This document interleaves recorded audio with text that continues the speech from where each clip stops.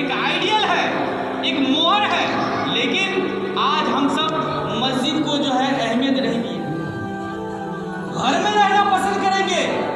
لیکن مسجد پہ اپنا وقت دینا پسند نہیں کریں گے۔ میں آپ کو بتا دوں کہ یہ 60-70 سال کی زندگی اگر آپ کامیاب کی دنیا کے اعتبار سے ہو جاتے ہیں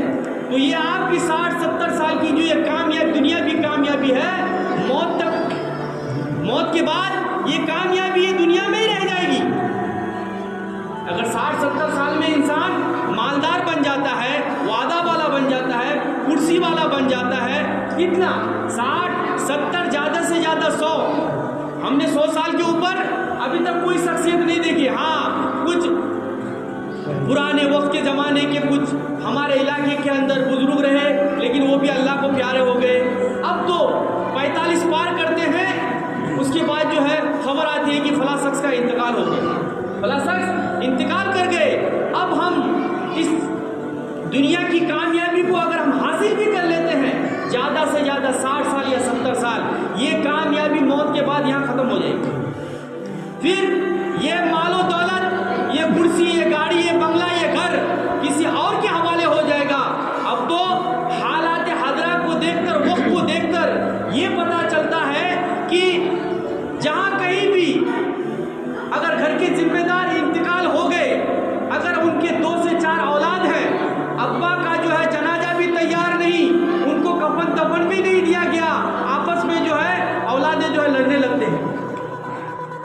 آپس میں اولادیں لڑنے لگتے ہیں کہ فلاں جگہ میں لوں گا، فلاں گھر میں لوں گا، فلاں دکان میں لوں گا، فلاں گاڑی میں لوں گا۔ بھائی بزرگوں، دوستو،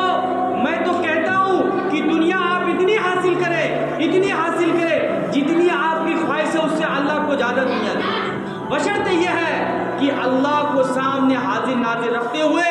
اور اللہ کے نبی صلی اللہ علیہ وسلم کے سنت مبارک دین کے اعتبار سے ہو، طریقے پہ ہو۔ جب تک کہ ہماری زندگی میں یہ 2 چیز نہیں آئے گا، دنیا جتنی بھی ہمیں مل جائے، اگر ہم مالدار بن کر اگر دنیا سے جائیں گے تو ہمارا حال اس شخص کے ساتھ ہوگا جس کا نام لینے والا اس دنیا کے اندر ابھی کوئی موجود نہیں ہے۔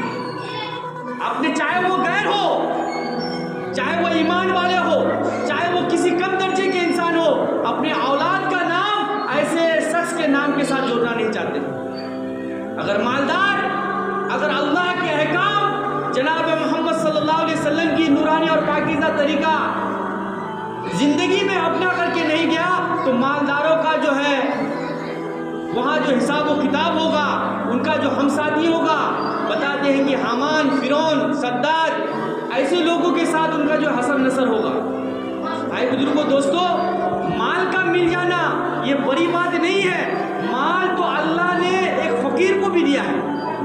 مال اللہ نے ایک فقیر کو بھی دیا ہے، اتنی مال دیا ہے کہ مال رکھنے کا جگہ ہی نہیں ہے۔ آپ کو میں ایک فقیر کی واقعہ بتاتا ہوں کہ ایک فقیر آدمی ہے جس کے نیچے جو ہے 10 فقیر اور ہیں، جس کے نیچے 10 فقیر اور ہیں۔ جب بمبئی کے اندر اس کا پراپرٹی کا جائزہ لیا گیا، جب معلومات کیا گیا تو اس فقیر جو اربوں پتی نکلے۔ کیا نکلے؟ اربوں پتی نکلے۔ پتا چلا کہ اس کے کئی بنگلہ جو ہے بڑے بڑے جو ہے ٹاور کے اندر اس نے خرید لیا، بڑے بڑے اسٹیٹ کے اندر اس نے خرید لیا،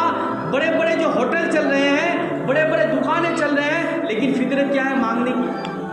فطرت مانگنے کی ہے۔ تو اللہ نے جو ہے بے شمار دولت تو ایسے غریبوں کو بھی دے دیا ہے، اگر فقیروں کو بھی دے دیا ہے، یتیموں کو بھی دے دیا ہے، مسکینوں کو بھی دے دیا ہے، لیکن اللہ نے آپ کو جو ہے اس حالت میں نہیں رکھ کر اس حالت میں اگر مال دیا ہے تو اس مال کا جو ہے اللہ آپ سے حساب لے گا۔ کیا لے گا؟ حساب لے گا۔ آپ جو کسی کے پاس ہاتھ پھیلا کے مال نہیں کمائے، آپ تو کسی کے پاس ہاتھ پھیلا کے مال نہیں کمائے، اللہ نے تو اپنے ذات و قدرت سے آپ کو مال عطا کیا ہے، ذات و قدرت سے آپ کو اللہ نے مال عطا کیا ہے۔ میں اس دن جو فضائل اعمال حصہ 2 کے اندر پڑھ رہا تھا کہ اللہ کل قیامت کے دن میدان محشر کے اندر اس 5 سوال کے علاوہ بھی اللہ بندے سے جو ہے حساب مانگیں گے۔ سب سے پہلی جو ہے انسان کی صحت، دوسری ٹھنڈی پانی، یہ 2 چیز کا اللہ حساب مانگیں گے کہ میرے بندے، ایک انسان اللہ کے بعد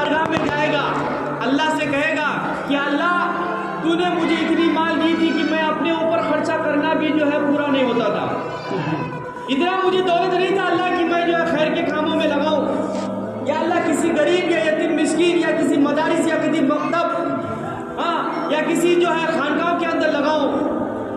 یا اللہ میں نے کچھ نہیں کر پایا، تو اللہ کہے گا کہ میرے بندہ وہ نعمت کیا کم تھا، تو جو ہے اپنے پیاس بجھانے کے لیے میرے ٹھنڈے پانی پیتے،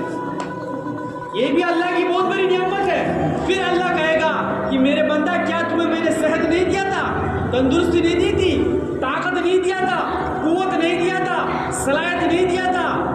اللہ اس کی بھی حساب لے گا۔ تو بھائی بزرگوں دوستو، بات یہاں سے وہاں چلی گئی، تو میں کہنا چاہتا تھا کہ کل قیامت کے دن جب مسجد کو حکم ہوگا، مسجد جو ہے اللہ سے جو ہے